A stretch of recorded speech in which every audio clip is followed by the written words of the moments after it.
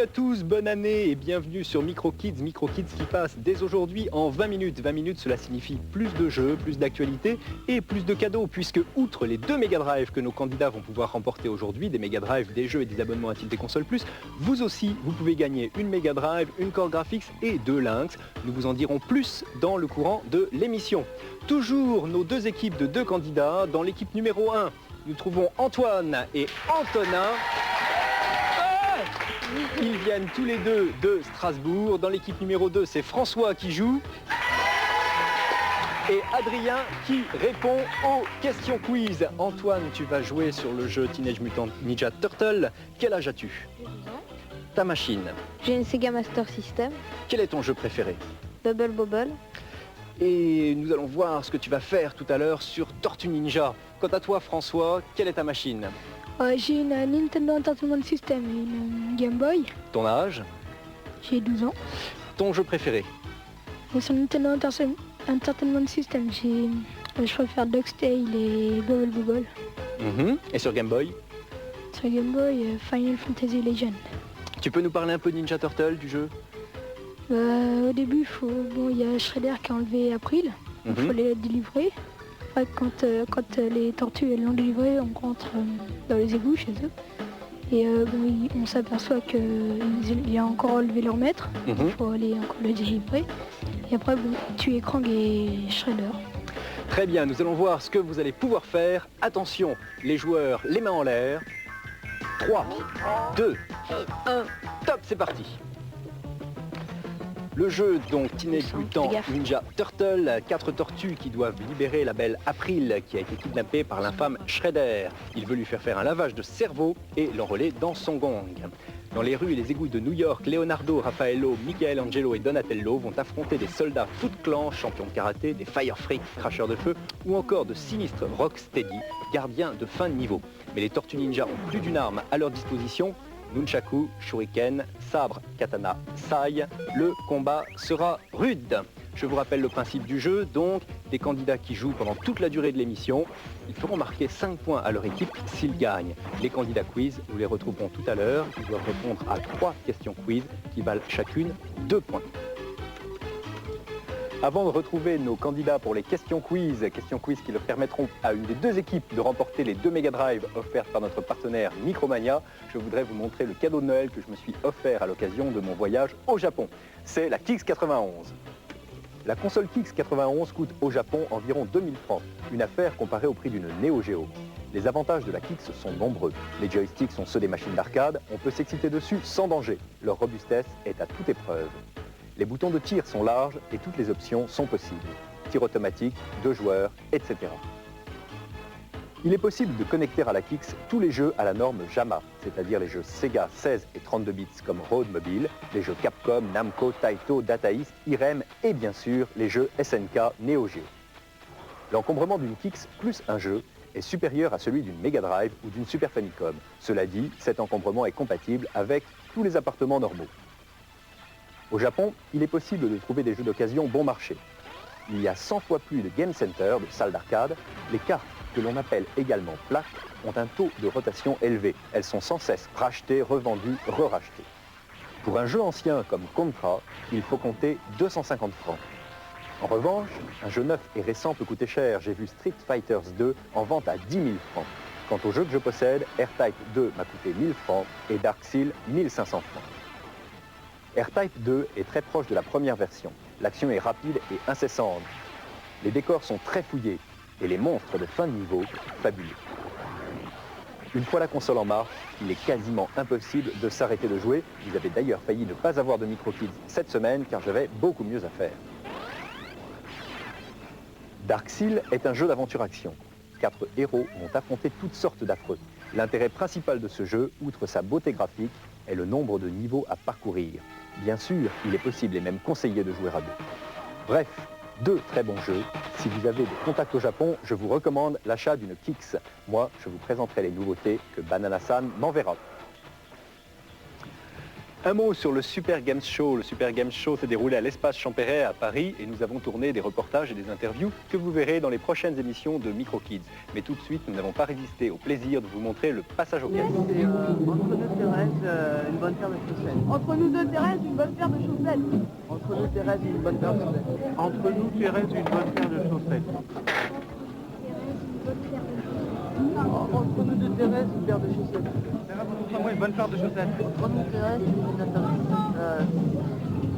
de chaussettes. Entre nous, Thérèse. Une bonne paire de chaussettes. Retour à nos deux équipes pour les questions quiz, mais avant, un point sur la situation. Au bout de 5 minutes de jeu, c'est l'équipe numéro 2 qui est en tête avec 35 300 points. Et l'équipe numéro 1 est à 22 100 points. Attention, les candidats de quiz, Antonin et Adrien. Antonin, quel âge as-tu? 12 ans. Quelle machine? Un Amiga 500. Et toi, Adrien, quel âge? J'ai 12 ans et j'ai un Atari ST. Très bien, est-ce que vous êtes prêts pour les questions quiz? Oui. Première question quiz.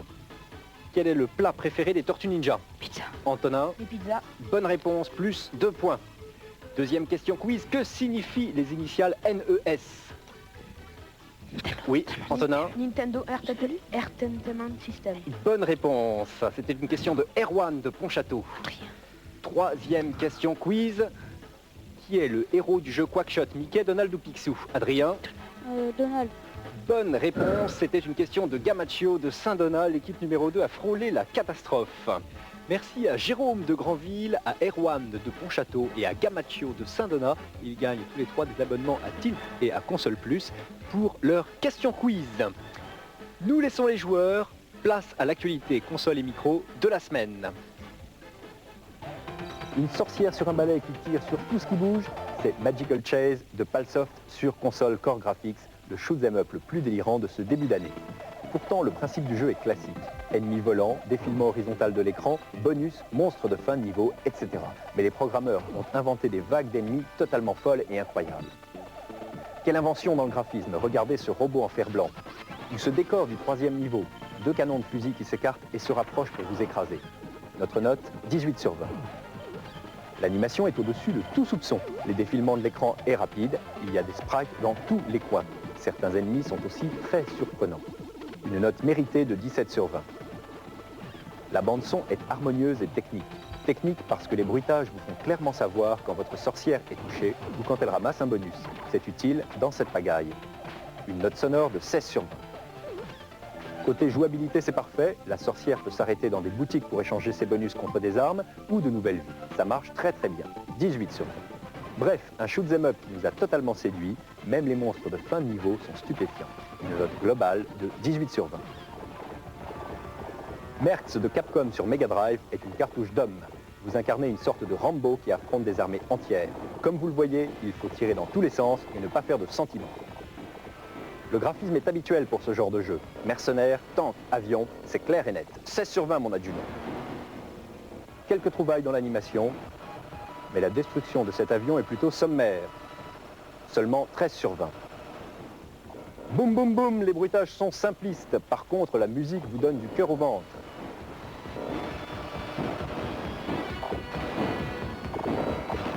« 15 sur 20. Votre Rambo peut monter dans une Jeep, utiliser une tourelle ou sauter dans un canot de combat.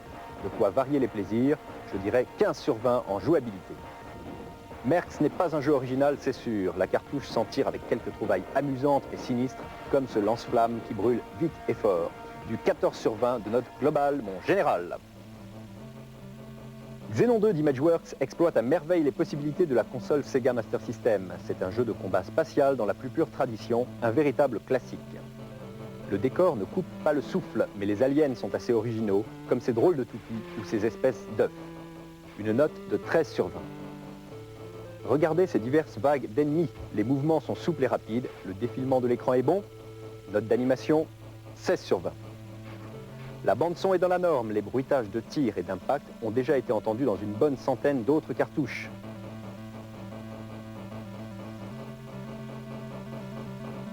Une note mitigée de 11 sur 20.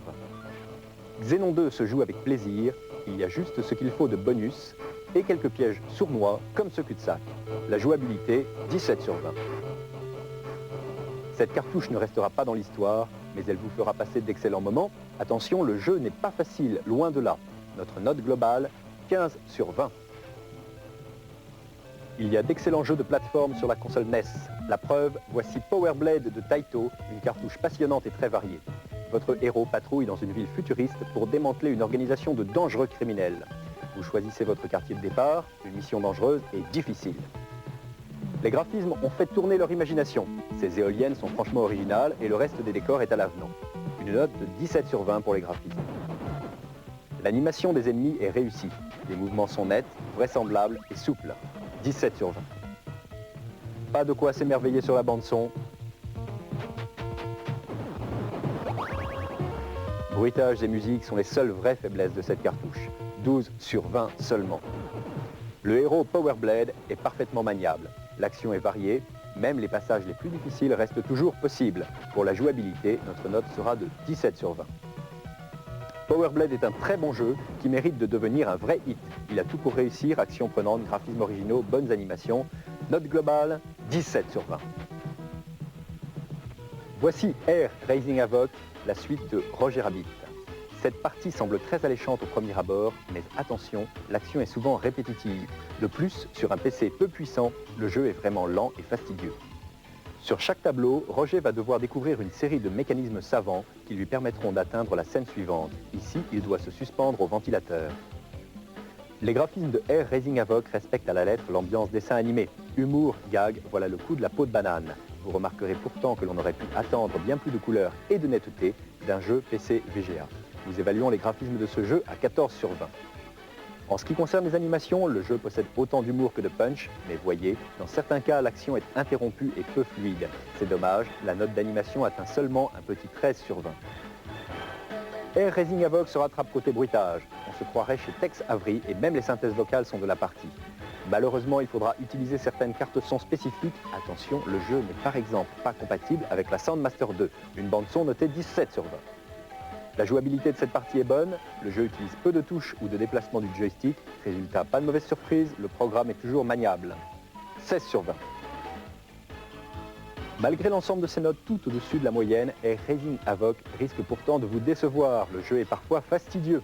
Exemple, à chaque tentative pour vaincre le deuxième tableau, il faudra ouvrir 7 fois ce frigo pour décrocher une peau de banane. Méfiez-vous donc de ce titre, drôle et original à première vue, sans doute lassant à long terme. La rédaction de Tilt l'a noté à 8 sur 20. Pink Cross de Max Design sur Amiga est un jeu de réflexion. Vous devez assembler pour chaque tableau les tuiles identiques afin de les détruire. Mais attention, ces tuiles ne peuvent se déplacer que horizontalement ou tomber de par leur poids. Grâce à un décor toujours très précis, il est assez facile de se concentrer sur la logique du jeu. Nous noterons les graphismes de Pink Cross, un 14 sur 20. L'animation n'entre pas en ligne de compte dans ce test, vu qu'il s'agit uniquement de réflexion. De même, les bruitages sont sans grande importance ici. Par contre, la jouabilité de la partie est importante. Regardez le curseur en rouge sur l'écran. Il se dirige très facilement à l'aide du clavier. Rien d'exceptionnel, mais cela mérite un 16 sur 20. L'intérêt global de cette partie repose essentiellement sur le juste dosage de la difficulté du jeu. Les premiers tableaux sont faciles, les suivants font entrer en jeu des accessoires supplémentaires comme cette plateforme mouvante, qui peut soit vous simplifier la tâche, soit vous compliquer la vie. Pink Cross est un vrai casse-tête, il séduira les amateurs de logique, même après plusieurs heures de jeu. Tilt l'a évalué à 17 sur 20.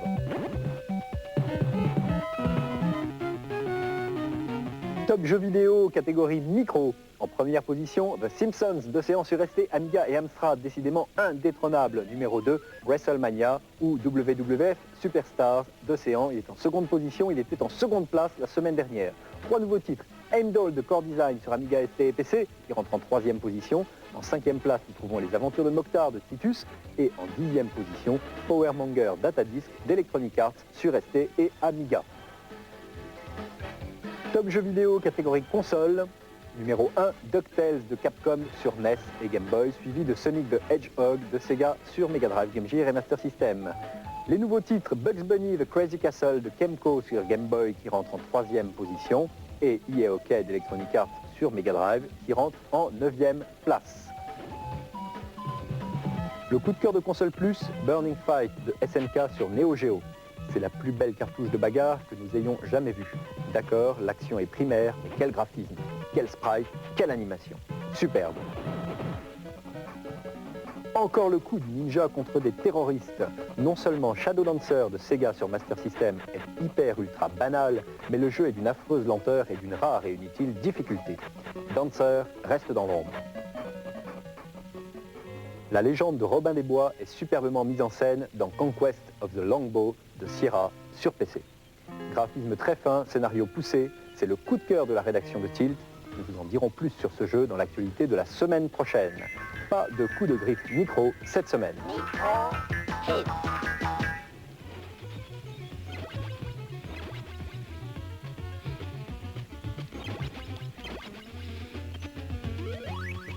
Ça c'est bien par contre. Allez. Plus que quelques secondes de jeu. 3, 2, 1, top. Fin du jeu. 88 200 points pour l'équipe numéro 2 contre 73 700 points pour l'équipe numéro 1. C'est donc l'équipe numéro 2 qui marque les 5 points qui viennent s'ajouter aux 2 points remportés pour une bonne question quiz. 5 plus 2 égale 7.